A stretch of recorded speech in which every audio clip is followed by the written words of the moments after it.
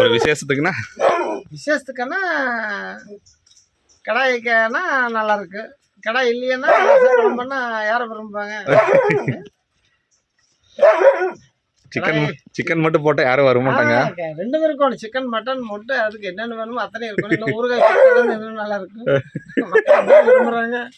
இன்னும் 2 பீஸ் அதிகமா சாப்பிடுறாங்க. ஜீரணமாக இது நல்ல வர. அதாவது மட்டன் விருந்து தான் ரொம்ப லைக் பண்றாங்க. ஆமாங்க மட்டன் விருந்து பாருங்க எல்லாம் தேடி தேடி வருவாங்க. எங்களை கூப்பிடல, கல்யாணத்துக்கு கூப்பிட்டா வரமாட்டாங்க. இதுக்கு நெப்ப கூப்பிட்டு பாருங்க கண்டிப்பா வருவாங்க.